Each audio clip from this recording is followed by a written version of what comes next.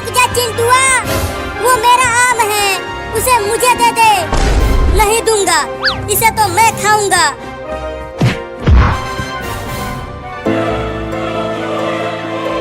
इस आम को न तुम खाओगे और न ही चिंकियाँ खाएगी। तो कौन खाएगा आम? मैं खाऊंगा। रुक जा, वो मेरा आम है। खा गया कमीना। रो मत चिंटुआ, तुम दोनों चलो मेरे साथ जंगल में। वहाँ पर बहुत सारे आम के पेड़ लगे हुए हैं और उन पेड़ों पर बड़े बड़े आम लगे हैं। हाँ जल्दी चलो, मैं तो वहाँ ढेर सारा आम खाऊंगा। लेकिन जंगल में जाएंगे कैसे? वो आमों वाला जंगल तो हमारे गांव से बहुत दूर है। ये देखो उड़ने वाला हेलमेट। लो जल्दी से पहनो और चलो जंगल में।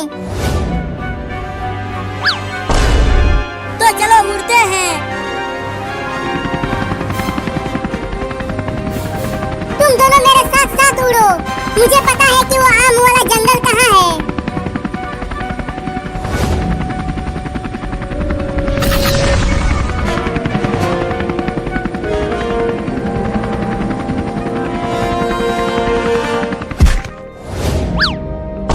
बाप रे, कितना डरावना जंगल है। जरूर इस जंगल में शेर और चीते भी रहते होंगे। शेर और चीते को छोड़ो, पहले ये बताओ आम के पेड़ कहाँ है? उसके लिए जंगल के और अंदर जाना पड़ेगा। नहीं नहीं, मैं और जंगल के अंदर नहीं जाऊंगी। कहीं आम खाने के लिए आए थे और शेर हमें ही खा गया तो? तू तो बहुत ही डरपोक है रे चिंकिया। मैं चलूंगा बाबू, मुझे तो केवल आम खाना है। तो फिर चल चिंटुआ, हम दोनों ही चलते हैं। तुम दोनों जाओ, मैं यहीं रहूंगी। तो चल बाबू।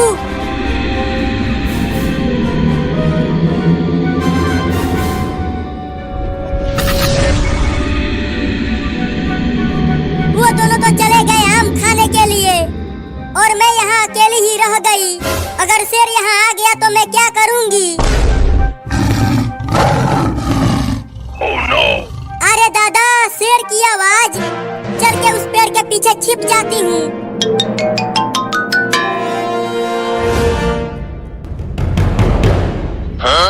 अरे इस बोतल में तो एक हरा आदमी है। अरे ओ हरे आदमी, तुम इतनी छोटी बोतल में कैसे समा गए? मुझे इस बोतल से बाहर निकालो। लेकिन मैं तुम्हें क्यों बाहर निकालूं? कहीं तुम मुझ पे ही हमला कर दिया तो? मैं तुम्हें कुछ नहीं करूंगा, बस मुझे यहाँ से बाहर निकालो।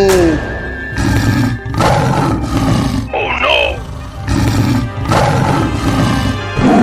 शेर आ गया, शेर आ गया, शेर आ गया, शेर आ गया। चिंटू बचाओ, बाबू बचाओ। जल्दी मुझे इस बोतल से बाहर निकालो। मैं तुम्हें उस शेर से बचा सकता हूँ। तुम तो इतने छोटे हो, तो तुम मुझे कैसे बचाओगे? मैं बोतल में ही छोटा हूँ। एक बार मुझे बाहर तो निकाल के देखो कि मैं कितना बड़ा हूँ। ठीक है, निकालती हूँ।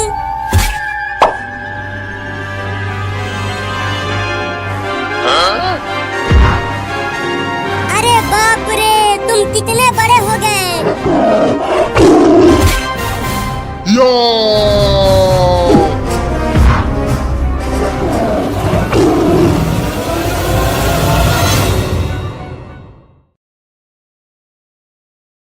The night Mangita decided to leave. The river was swollen and angry, chewing at its banks as if it wanted to swallow every memory she had ever buried there. She stood barefoot on the cold mud, clutching a small cloth bag, listening to the village sleep behind her. No one knew she was going. No one knew that the girl everyone called quiet had been carrying a storm inside her chest for years. Across the river, lights flickered from the hills where strangers lived freer lives, or so the stories said. Mangita took one step forward, then froze when a voice called her name, soft, trembling, and full of fear. Larina. That single sound pulled Mangita back from the edge, and in that moment, neither of them knew that their lives were about to knot together in a way that would change not just them, but everyone who ever tried to separate them. Mangita and Larina had grown up like two shadows sharing the same wall. Different, yet always touching. Mangita was the older one by a year, taller, with eyes that watched more than they spoke. Life had taught her early that hope was something you rationed carefully, like grain in a drought.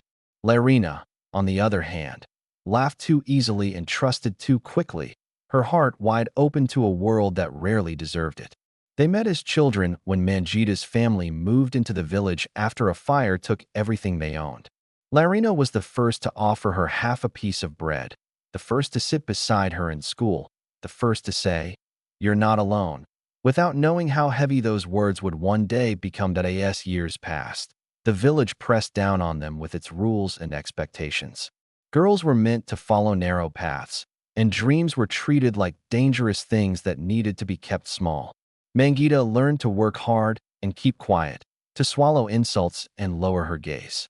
Larina learned to smile even when it hurt, to turn her questions inward when no one answered them. Together, they dreamed in whispers, of learning more, of seeing places beyond the river, of choosing their own lives instead of inheriting someone else's regrets. But dreams have a way of attracting trouble, and trouble arrived the day Mangita was offered a marriage she did not want. The proposal came wrapped in praise and pressure. The man was respectable, older, and well-connected. The village elders called it a blessing. Mangita felt it like a cage snapping shut. When she told Larina, her voice barely held together. Larina didn't try to convince her to accept it. She didn't say it would be fine. She simply took Mangita's hands and said, "Then we'll find another way." That was the night they planned the escape by the river, believing courage would be enough. But courage alone is fragile. When Larina followed Mangita into the darkness and called her name, fear rushed in behind it. Fear of the unknown, fear of being caught, fear of losing each other. They stood there, the river roaring, the future screaming for a choice. Mangita turned back, not because she had changed her mind, but because she realized something terrifying. Running away without a plan could break Larina as much as staying would break her. So they returned to the village, empty-handed but wide awake, knowing the hardest part was still ahead. From that night on, everything changed. Mangita agreed to the engagement, but only on the surface. Inside, she began to prepare. She learned quietly, listened carefully, saved every coin she could. Larina became her shield and her spark, distracting questions, spreading harmless gossip, buying Mangita time. Their bond deepened under pressure, forged by shared secrets and silent promises. When the wedding date was announced, Larina fell ill from worry, her laughter replaced by long, quiet stares. Mangita sat beside her bed one evening and confessed the truth she had been hiding. She had found a way out, but it would require sacrifice, patience, and a risk that could cost them everything. The plan was simple and dangerous. A teacher from a nearby town had noticed Mangita's sharp mind and offered to help her apply for work at a school across the river. It would take months, maybe years, to succeed, and until then Mangita would have to endure the engagement, the whispers, the weight of pretending. Larina would stay behind, holding the line, protecting the secret. They cried that night, not from weakness, but from the strength it takes to choose a harder road. Time dragged, heavy and cruel. Mangita faced doubts, tests, and moments where giving up felt easier than breathing. Larina faced loneliness, suspicion, and the slow erosion of hope. There were days they barely recognized themselves. But there were also letters, hidden and precious, filled with encouragement and small victories. And then, one morning, as the river ran calm and bright, a message arrived that changed everything. The letter was short, but its words shook the ground beneath Larina's feet. Mangita had been accepted. She had a place, a future that belonged to her. All that remained was one final step, the courage to leave openly, to face the village, to claim her life. Larina read the letter again and again, smiling through tears, knowing the next part would be the most dangerous of all. That on the day Mangita stood before the elders, the air was thick with judgment. She spoke clearly, her voice steady, her fear transformed into resolve. She refused the marriage. She chose education. She chose herself. The backlash was swift and harsh, but something unexpected happened too. Others began to speak. Quiet girls, tired mothers, even a few men who remembered their own lost dreams. The village did not change overnight, but a crack appeared in its walls.